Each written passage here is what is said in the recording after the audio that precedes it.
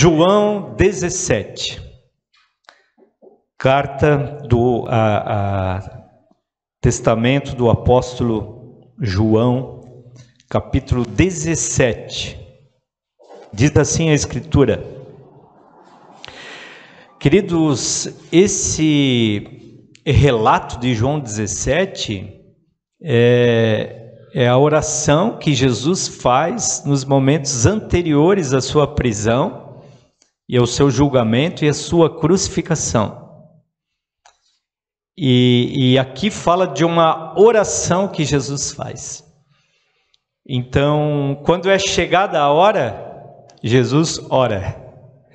E aí, naquela hora de ele enfrentar toda aquela situação, nós temos, obviamente, muitas coisas para resgatar dessa oração de Jesus. Tem muitos princípios lindos embutidos aqui. E eu quero discorrer sobre eles convosco. Depois de dizer isso, Jesus olhou para o céu e orou: Pai, chegou a hora. Glorifica o teu Filho, para que o teu Filho te glorifique, pois lhe deste autoridade sobre toda a humanidade, para que conceda a vida eterna a todos os que lhe deste. Esta é a vida eterna, que te conheçam o único Deus verdadeiro e a Jesus Cristo a quem enviaste. Jesus dizendo, chegou a hora. Essa hora aqui é a hora cronos, é a hora cronológica. No Kairos de Deus, no tempo de Deus, o Cordeiro foi morto antes da fundação do mundo. Só que na humanidade, na nossa hora, no nosso momento, há 2000 e alguns anos atrás, havia chegado a hora de Jesus, a hora cronológica, a hora dele encarar toda essa situação que ele precisava encarar por nós. Esse momento que Jesus veio para a terra preparado para ele, mas como para ele era uma novidade, porque Jesus nunca havia morrido por nenhuma criação de Deus. Nós somos o suprassumo do Senhor, nós somos a criação pela qual ele investiu o máximo que ele tinha. O sangue de Jesus foi derramado por nós, porque existe um propósito para a eternidade. Glorifica o teu Filho para que o teu Filho te glorifique, pois lhe deste autoridade sobre toda a humanidade. Ou seja, Deus deu autoridade sobre toda a humanidade para Jesus. O significado literal aqui é sobre toda a carne. Jesus, ele recebeu de Deus a autoridade. Autoridade para quê? Para que conceda a vida eterna a todos os que lhe deste. Saiba que a vida eterna é uma concessão, não é um direito. Você não tem direito à vida eterna. Jesus concede a vida eterna para você. O nosso direito seria a condenação. Jesus recebeu condenação sobre si para conceder a você a vida eterna. E aí, a partir do momento que você crê, você acessa esse direito. Mas você não teria como conquistar essa posição. Essa posição de eternidade é algo que Jesus te dá e te honra com essa posição, para que conceda a vida eterna a todos os que lhe deste. Ou seja, Jesus vai conceder vida eterna a todos aqueles que Deus deu para Jesus. Você precisa entender esse princípio. Se você crê em Cristo, você tem a vida eterna. Se você tem a vida eterna, você foi dado por Deus de presente para Jesus. Você acha que Deus daria para Jesus algum presente que não tivesse um valor significativo? Você foi dado, ou seja, Jesus tinha autoridade para conceder a vida eterna a todos aqueles que Deus tinha dado. Note que existe uma vontade soberana de Deus que você seja salvo. Existe uma vontade soberana de Deus de conceder a você a vida eterna. Existe uma vontade soberana de Deus de ter você com Ele para sempre. Ele decidiu isso. Ele te persegue com amor, Ele derrama fé no teu coração, Ele te convence pelo Espírito dEle, Ele te atrai poderosamente para os seus braços, e você em algum momento da vida se rende e se entrega. Mas não pense que você se rende para conquistar, você se rende porque foi conquistado, você se rende porque Ele te amou. Você se rende porque não há mais como resistir tanto amor. O problema é que nos rendemos a um Deus amoroso e passamos a nos relacionar com Ele como um Deus tirano. A gente se rende grato pelo perdão, mas a gente começa a ter uma relação com Ele como se Ele fosse um Deus tirano. Não, Ele continua sendo o mesmo Deus que nos atraiu por seu amor. Não produz as dores em você para atrair você a Ele. Ele simplesmente aproveita os momentos das nossas dores para dizer: eu estou aqui também nesse teu pior momento, eu estou aqui à tua disposição. Versículo 3: esta é a vida eterna, que te conheçam o único Deus verdadeiro e a Jesus Cristo, a quem enviaste. Note que Jesus fala o que é a vida eterna. Esta é a vida eterna. Como que é a vida eterna? Que te conheçam o único Deus verdadeiro e a Jesus Cristo, a quem enviaste. A vida eterna é conhecer a Deus e a Jesus. A vida eterna, irmãos, é você poder conhecer a Deus e a Jesus. A Escritura está dizendo que a vida eterna é poder conhecer a Deus. Eu e você precisamos aprender a conhecer a Deus. Você vai deixar para conhecer a Deus depois da sua morte? Veja bem, a vida eterna é conhecer a Deus. Jesus está dizendo isso. Aí eu quero que você reflita: você vai deixar para conhecer a Deus depois da sua morte? Ou você vai aproveitar o Espírito dele para conhecê-lo ainda em vida? Para experimentá-lo em vida, para experienciá-lo em vida, para poder tê-lo consigo em vida. Essa é uma decisão tua. Você está destinado à vida eterna e você vai conhecê-lo, mas a proposta dele é conhecer você agora, deixar que você possa se mostrar para ele e ele se mostrar para você, ter uma comunhão ainda em vida. É possível trazer o céu para a terra, mas você precisa entender o que é conhecer. O que é conhecer? O que tem por trás dessa palavra na Escritura? No grego é o gnosko. Conhecer significa obter conhecimento de, perceber, sentir. Você conhecer a Deus e também você se tornar conhecido. Porque muitas vezes nós queremos conhecer a Deus, mas nós não queremos deixar que Deus nos conheça. Muitas vezes nós temos alguns cantinhos do nosso coração, alguns lugares inacessíveis, inclusive para Deus. E aí precisamos agora usar a nossa sabedoria para abrir o nosso coração e permitir que Deus tenha acesso a todas as áreas. Como que eu conheço e sou conhecido?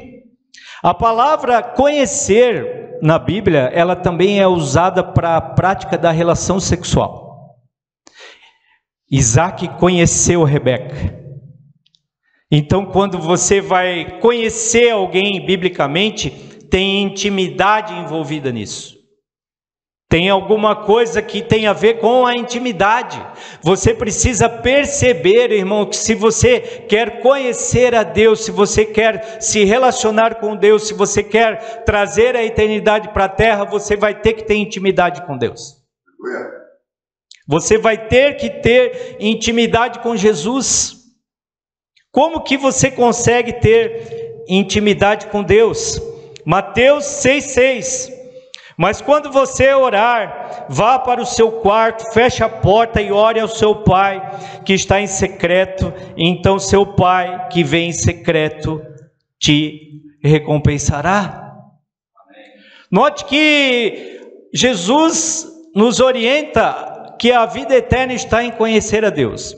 Eu preciso conhecer a Deus para trazer o céu para a terra, para começar a viver a eternidade a partir de hoje, para a minha parte espiritual governar a minha parte carnal a partir de hoje, para não dizer assim, quando eu morrer, vai começar, vou ser livre de todos os males. Não, eu quero viver a eternidade de Deus agora, irmão.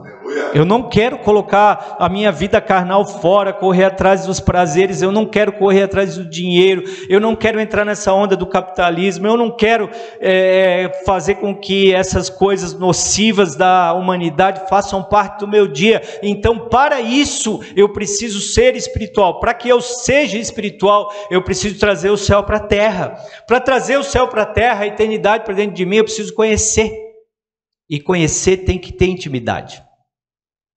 Então, eu fecho a porta do meu quarto e eu me dispo espiritualmente e eu deixo Deus perceber como de fato eu sou. E eu entrego a minha intimidade para Deus. Eu não tenho vergonha de nada da minha intimidade. Eu confio nele.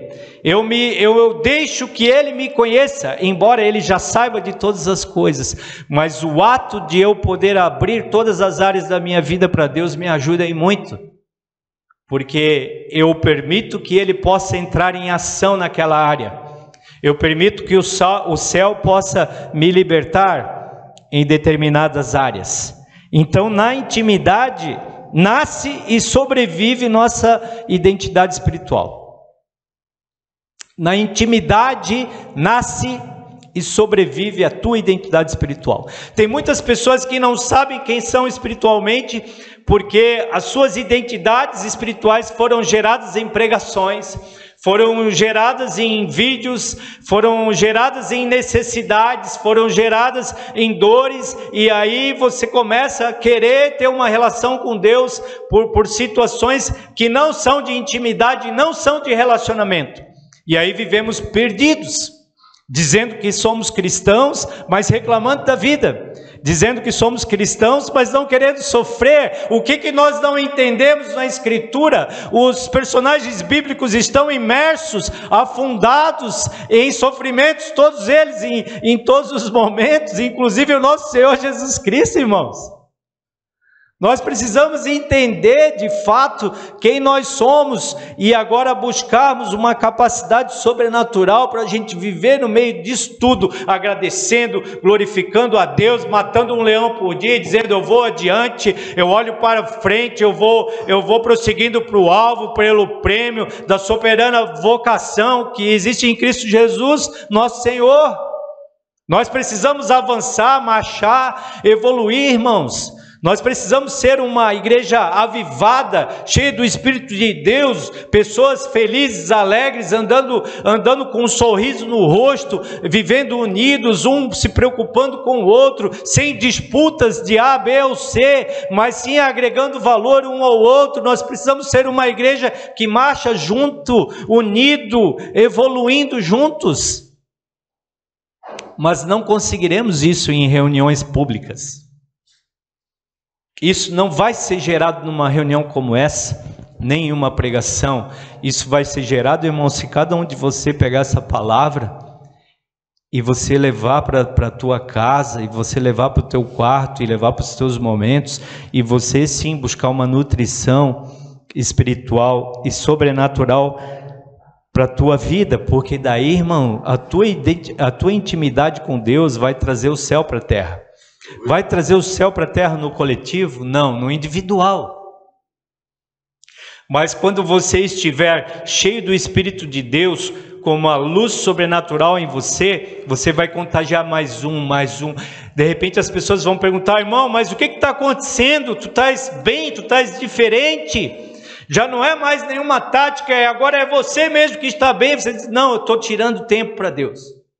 Eu estou tirando tempo para ter intimidade. Antes eu tirava tempo para tanta coisa. Eu tiro tempo para tantas coisas, tenho tanta tecnologia, tanto, sabe, é para ver novela, é para ver série, é tempo para tantas coisas. E o tempo para o Senhor, irmãos? Agora eu estou priorizando um tempo para Deus, eu estou investindo em mim. O tempo mais precioso que você pode investir em você não é na academia, irmão. É você parar um pouco, você se perceber, você se conectar com a espiritualidade, você se desligar um pouco da carnalidade e aí sim ter uma evolução. Versículo 4. Eu te glorifiquei na terra, completando a obra que me deste para fazer. E agora, Pai, glorifica-me junto a ti, com a glória que eu tinha contigo antes que o mundo existisse. Aqui dá para perceber que Jesus perdeu alguma coisa quando ele veio para a terra, né? Ele está orando para Deus e dizendo assim, ó, me dá de volta a glória que eu tinha contigo antes que o mundo existisse. Jesus deixou alguma coisa pelo caminho para viver um tempo morando dentro de um corpo humano, irmão, por amor a nós. E nós temos que entender isso. Agora, existia uma proposta para Jesus. Você sabia que existia uma proposta para Jesus? Existe uma proposta para vocês também. Abre lá em Hebreus 12, versículo 1. Existia uma proposta para Jesus. Portanto, também nós, uma vez que estamos rodeados por tão grande nuvem de testemunhas, livremo-nos de tudo o que nos atrapalha e do pecado que nos envolve e corramos com perseverança a corrida que nos é proposta, tendo os olhos fitos em Jesus, autor e consumador da nossa fé. Ele, pela alegria que lhe fora proposta, suportou a cruz, desprezando a vergonha, e assentou-se à direita do trono de Deus. Olha só, Jesus, pela alegria que lhe fora proposta, ou seja, Deus tinha uma proposta para Jesus. Deus tinha uma proposta para Cristo. Não é errado você ir atrás de uma proposta, de uma herança. Deus tem uma herança para você. Não é errado você guardar tesouros no céu, irmão. Não é errado você pensar em coisas melhores espiritualmente para você, para sua família, para a sua eternidade. Não é errado. Deus tem uma proposta para você. A proposta de Deus para ti é a vida eterna. A proposta que Deus tem para ti é que você pode morar toda a eternidade com Ele, ser protegido por Ele, suprido por Ele, guardado por Ele, protegido por Ele, enfim, viver na casa dEle, no átrio dEle, tendo as coisas dEle à tua disposição, nesse universo maluco, gigante, que o homem não consegue nem entender onde é que é o começo e o fim. Mas que o nosso Deus é o cara que é arquiteto, que cuida, está tudo na palma da mão dele. Translação, rotação, todas as coisas, o sol, a lua, tudo está sendo governado por ele. E esse cara quer ser nosso pai. Esse cara quer fazer parte da nossa vida aqui na terra. Ele tem uma proposta de vida eterna, mas você pode já viver essa vida eterna a partir de hoje, irmão. Será que você quer? Será que você tem interesse nisso? Vamos voltar para João 17, versículo 6. Eu revelei o teu nome àqueles que do mundo me deste. Olha só de novo, dizendo que aqueles que do mundo Deus tinha dado para ele. Eu revelei o teu nome àqueles que do mundo me deste. Eles eram teus. Tu era de Deus e tu foi dado a Jesus. Meu Deus, que loucura. Olha só. Olha só, eu revelei o teu nome, isso aqui eu não tinha visto. Eu revelei o teu nome àqueles que do mundo me deste. Eles eram teus e tu os deste a mim, e eles têm obedecido a tua palavra. Agora eles sabem que tudo que me deste vem de ti, pois eu lhes transmiti as palavras que me deste, e eles as aceitaram. Eles reconheceram de fato que eu vim de ti e creram que me enviaste.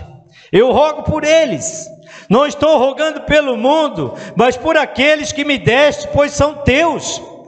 Tudo que tenho é teu e tudo que tens é meu, e eu tenho sido glorificado por meio deles. Não ficarei mais no mundo, mas eles ainda estão no mundo, e eu vou para ti. Pai Santo, proteja-os em teu nome, o nome que me deste, para que sejam um, assim como somos um. Pai Santo, proteja-os em teu nome, o nome que me destes, para que sejam um, assim como somos um. Olha só a oração de Jesus. Jesus estava dizendo: Pai, protege-os. Protege-os. Qual era a finalidade da proteção? Para que sejam um, assim como somos um. A finalidade da oração de Jesus era que Deus nos protegesse da divisão, que Deus nos protegesse da discórdia, que Deus nos protegesse das dúvidas, que Deus nos protegesse das concorrências. Nós estamos andando no mesmo caminho, nós não estamos disputando nada com ninguém. Divisão, irmãos, significa duas visões. É a origem da palavra divórcio. Quando um casal começa a ver de um jeito, o outro vê muito do outro, começa a existir um divórcio, porque as visões já não se complementam. Nós precisamos ter unidade.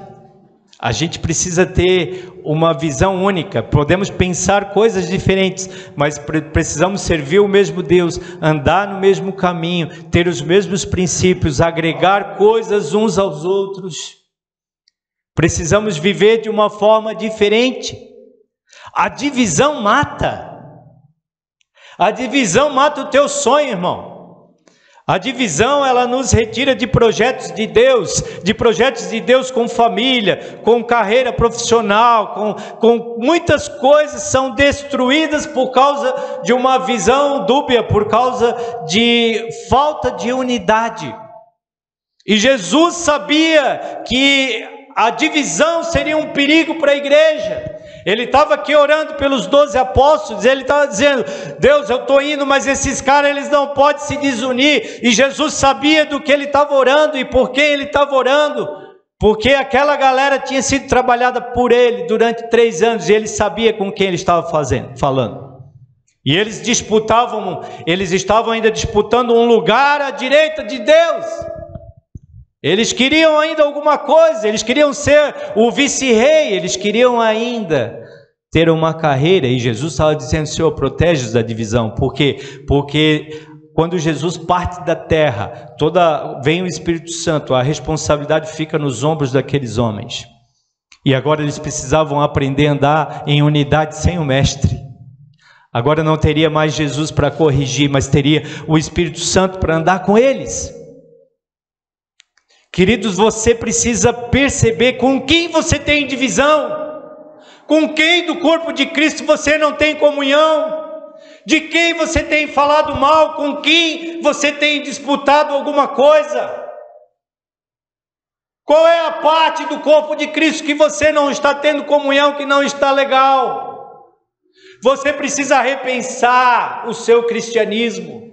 Nós precisamos andar em unidade, aprender a conversar sobre diferenças e dificuldades, sentar numa mesma mesa, olhar no olho, sem críticas, sem tom de voz alto, e saber conversar e construir acordo, saber ter humildade e pedir perdão, oferecer perdão, colocar à disposição, viver de peito aberto, tranquilo, gerando unidade sobre a terra, porque na unidade você vai construir a tua visão. Na unidade você vai conseguir caminhar com outras pessoas. Somente na unidade você vai poder desenvolver o teu ministério. Porque o teu ministério não é em ti. O teu ministério não é te salvar. O teu ministério não é transformar a tua vida. O teu ministério é ser envolvido na vida de outras pessoas. O teu ministério é oferecer ajuda, apoio a muitas e muitas pessoas. O teu ministério é colocar os teus dons à disposição de outros, de terceiros, irmãos. Os teus dons não são para ti. E aí, irmãos, nós precisamos pensar Nós queremos essa pegada ou não queremos? Nós precisamos querer essa pegada. Nós precisamos querer esse estilo de vida, que é um estilo de vida totalmente diferente da humanidade, mas é o estilo de vida de Cristo, é o estilo de vida da Bíblia, é o estilo de vida apregoado pelo Senhor. Nós precisamos voltar para a Escritura, nós não podemos ir para modelos litúrgicos, nós precisamos voltar à Escritura e ver como que a igreja primitiva fazia.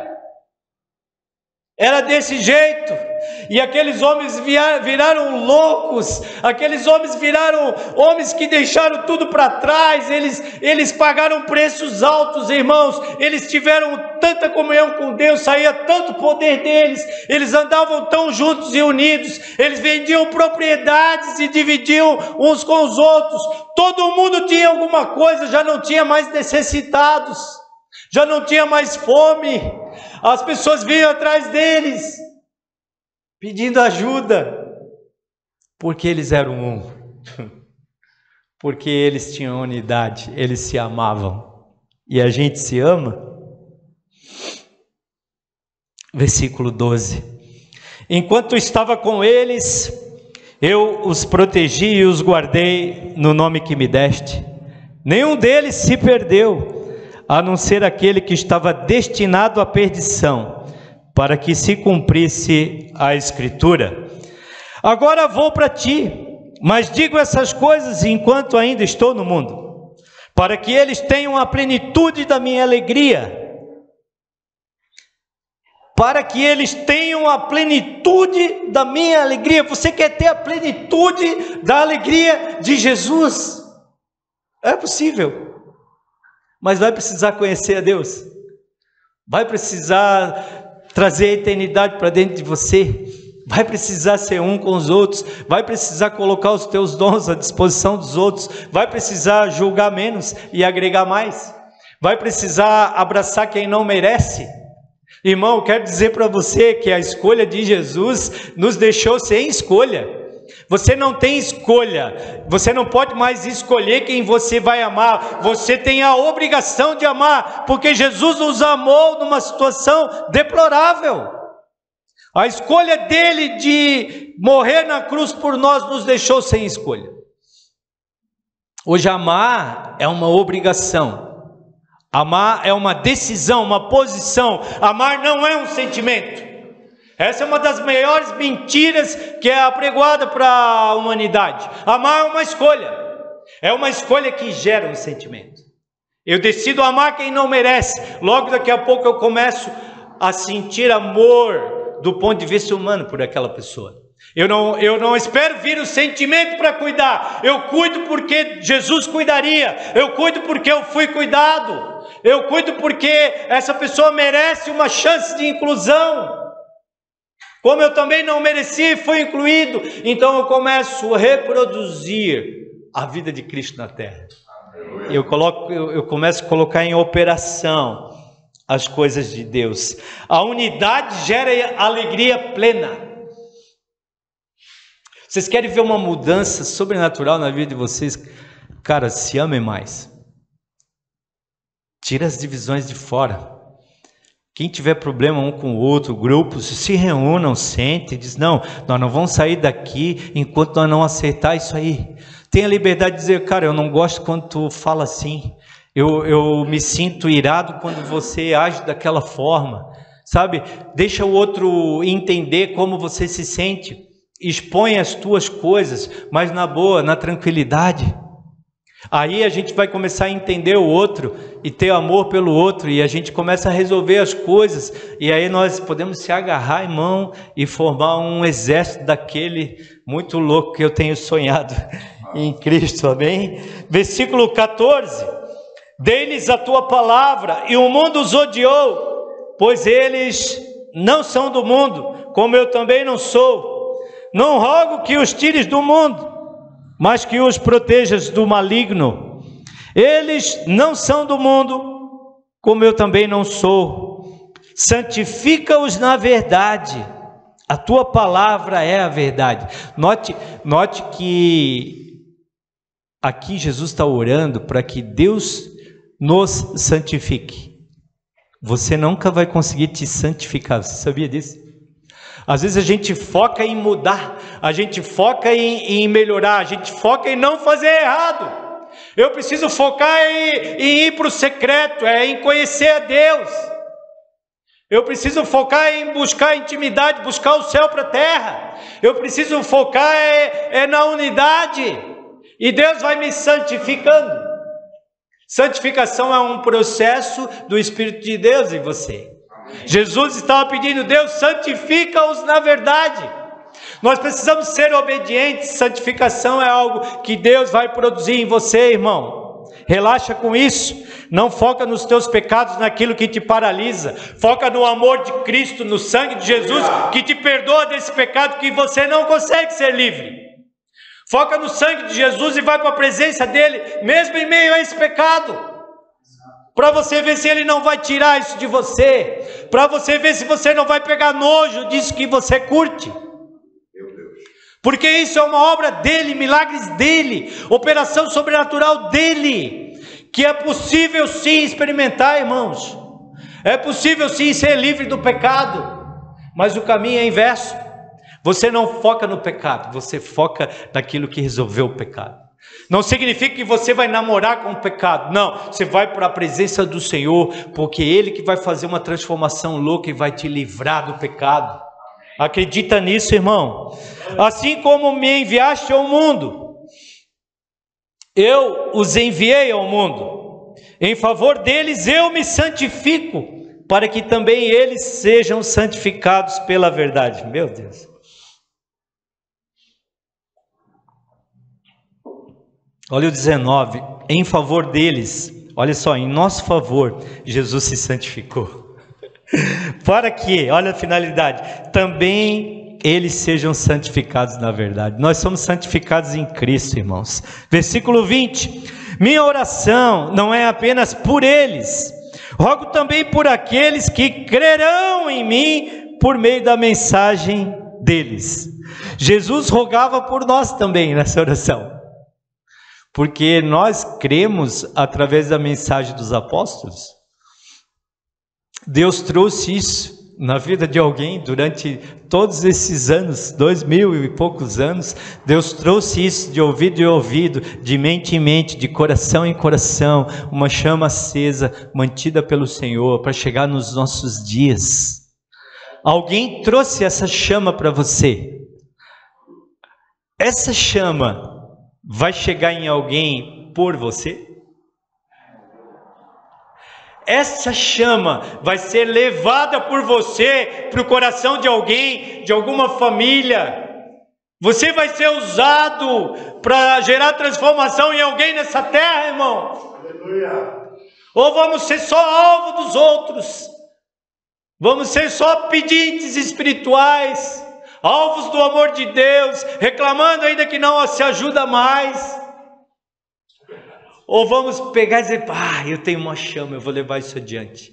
Eu não vou focar no meu problema, eu não vou deixar que o meu problema me paralise, eu não vou deixar que o medo me paralise, eu vou marchar, eu vou levar essa chama, eu vou levar essa esperança. Tem um pouquinho de Deus em mim, esse pouquinho eu vou compartilhar, eu não vou ficar para mim. Você vai ver Deus colocando mais, você vai ver Deus olhando do céu e diz: bota mais que Ele está indo, tem que ter mais, porque Ele precisa mais para dividir com outros, e aí você vai crescer espiritualmente.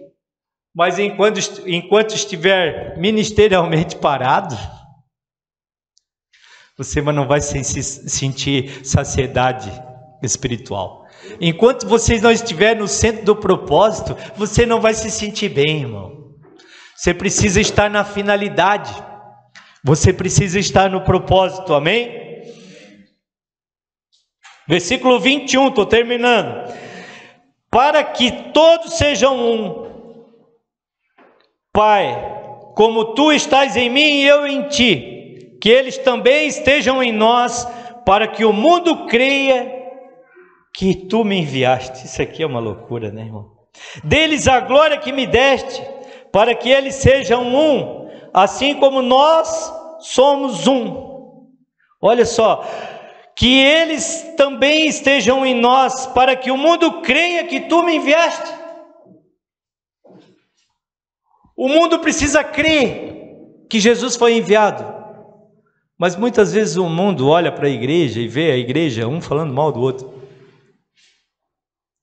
O mundo olha para a igreja e diz: os caras estão aí se matando e estão falando em Jesus. Na verdade, parece uma piada. Meu Deus, é verdade. Parece uma piada. Às vezes a gente tem a cara de pau de dizer que é cristão, irmão. E estamos com uma divisão com outras pessoas, né? E não, isso é incoerência. Não significa que precisamos deixar de proferir a fé. Precisamos colocar em prática a nossa fé na relação com os irmãos, para que o mundo creia. Aí nós não temos fruto. Não temos fruto, não fizemos nada na vida de ninguém. E não sabemos que a origem de não termos fruto é não vivermos em unidade. Às vezes nem dentro da própria casa, nem com os familiares. Meu Deus. Quanto mais com os de fora. Nós queremos frutos, mas precisamos de unidade. Para o mundo crer que Jesus foi enviado, ele vai crer através da tua vida e vai ver a unidade em você. 22. Dei-lhes a glória que me deste, para que eles sejam um, assim como nós somos um. Eu neles e tu em mim. Que eles sejam levados à plenitude da unidade. Jesus orando para que nós fôssemos levados à plenitude, uma unidade plena, irmãos. Aqui Jesus força na oração, ele fala e ele fala de novo, e ele vai repetindo as mesmas coisas, porque ele estava orando a Deus, mas os discípulos estavam ouvindo, e ele estava passando uma mensagem para que eles escrevessem, para que nós soubéssemos e pudéssemos praticar. Jesus vai enfatizando que eles sejam levados à plenitude da unidade. Para quê? Para que o mundo saiba que tu me enviaste e os amaste, como igualmente me amaste. O mundo precisa saber que Jesus ama a eles. As pessoas que estão perdidas com a identidade, desgovernadas na terra, sem orientação e sem destino, elas precisam ser informadas que Jesus as ama. Eu e você temos essa responsabilidade de transmitir, de multiplicar essa informação. Mas essas pessoas vão ver algo de Deus formado em você. Informação é algo que vem de dentro para fora. Você informa. Depois você coloca isso para a vida dos outros. Se você não tem essa informação em vida, você não consegue formar outras pessoas. Você não vai conseguir informar outras pessoas. Você não vai conseguir reproduzir aquilo que Jesus é. Você só vai reproduzir o que você é. Você vai reproduzir o que está dentro de você. Você vai repassar para os filhos aquilo que você é. Você vai passar para os amigos de trabalho aquilo que você é. Agora, se você busca algo de Deus, você vai passar algo de Deus a terceiros, que é o que as pessoas precisam. Versículo 24. Pai, quero que os que me deste estejam comigo onde eu estou e vejam a minha glória. Olha o desejo de Jesus, que você esteja com ele e veja a glória dele. A glória que me deste porque me amaste antes da criação do mundo. Que loucura! Pai justo, embora o mundo não te conheça, eu te conheço. E estes sabem que me enviaste. Eu os fiz conhecer o teu nome e continuarei a fazê-lo, a fim de que o amor que tens por mim esteja neles e eu neles esteja. Olha só a proposta de Jesus para você, que você possa conhecer intimamente a Deus, enxergar a sua identidade, vivendo em unidade, para então resgatar outros. Esse texto está falando disso, que você possa conhecer intimamente a Deus. Leva isso para a tua casa. Que você possa conhecer intimamente a Deus. Enxergar a tua identidade, não a dele, a tua. Vivendo em unidade, para então resgatar outros. A origem em Deus, chegando até mim, nos unindo e jogando as redes, para ajudar uma galera. Não para pegar os peixes, para matar os peixes e comer, não, para cuidar deles.